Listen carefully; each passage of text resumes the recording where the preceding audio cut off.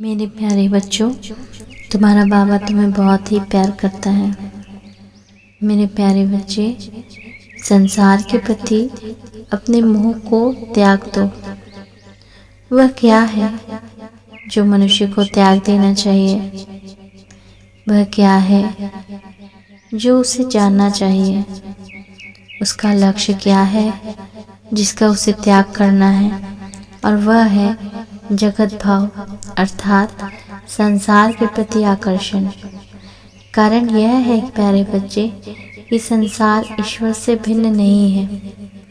ईश्वरस्यम इदम जगत, अर्थात संपूर्ण संसार में ईश्वर व्याप्त है। कण कण भी ईश्वरत्व ही है। प्यारे बच्चे, यह विश्व विष्णु स्वरूप है, अर्थात संपूर्ण ब्रह्मांड भगवान विष्णु का ही स्वरूप है। इस गहन और पवित्र सत्य को नकारते हुए मनुष्य अपने सांसारिक आकर्षणों के बंधन में दुखों का शिकार हो रहा है। प्यारे बच्चे, संसार को केवल उसके भौतिक स्वरूप को ही नहीं देखना है, वरन उसकी दिव्यता के अभिव्यक्तिकरण के स्वरूप को भी देखना होगा। प्यारे बच्चे, जब मनुष्य ईश्वरीय विचारों से परिपूर्ण होगा और उसमें ईश्वरत्व का भाव रहेगा, तभी तो वह दुखों से छुटकारा पा सकेगा। बच्चे, अतः सांसारिकता ही वह वस्तु है जिसका त्याग कर देना चाहिए, और केवल ये तभी आत्मानंद को प्राप्त किया जा सकता है। दूसरी वस्तु जिसका त्याग करना है वह है जीव भाव, अर्थात पृथक व्यक्तित्व का भाव, मैं की भावना। जीव ईश्वर है।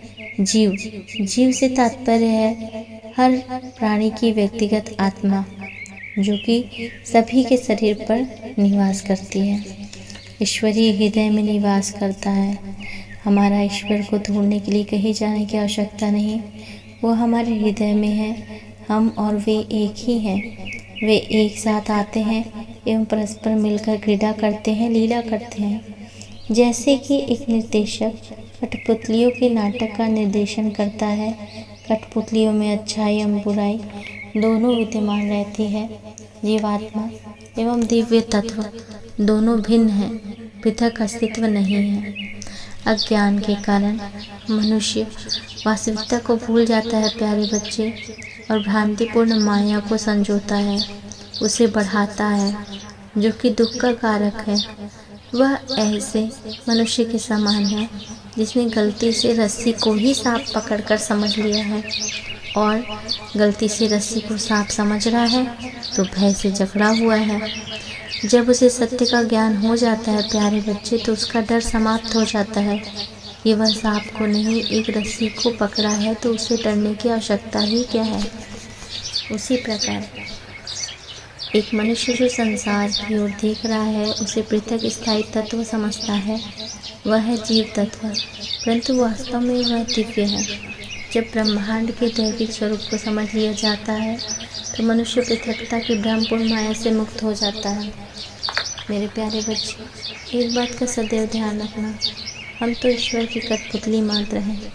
इसलिए समस्त कर्मों को ईश्वर पर, अपने इष्ट पर, अपने गुरु पर अर्पित करें और बस अपने कार्य को, अपने कर्तव्यों और दायित्व को निर्वहन करते चलें, और ईमानदारी से। और बाकी सब ईश्वर देख रहा है। क्यों? क्योंकि हम तो उनकी कठपुतली मात्र हैं। हमारे जीवन में वो ही होगा जो हमारा ईश्वर चाहेगा, जो हमारा गुरु चाहेगा।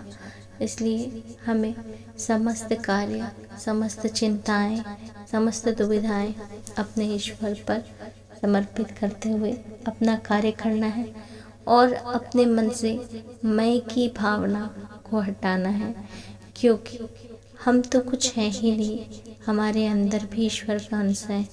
इसलिए हम स्वयं, हमारी आत्मा ईश्वर अंश होने के कारण ईश्वर स्वरूप ही है। इसलिए कर्ता भी ईश्वर है, कर्म भी ईश्वर है, और हमारी आत्मा भी ईश्वर है। इसे ईश्वर तुल्य जाने और अपने कार्य को समर्पण कर बस करते जाएं, सब ऊपर छोड़ दें। आपके जीवन में क्या होना है यह आप डिसाइड नहीं कर सकते।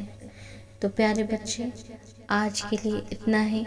बहुत जल्द तुम्हारा बाबा फिर तुम्हारे पास होगा। बहुत जल्द ही फिर मुलाकात होगी।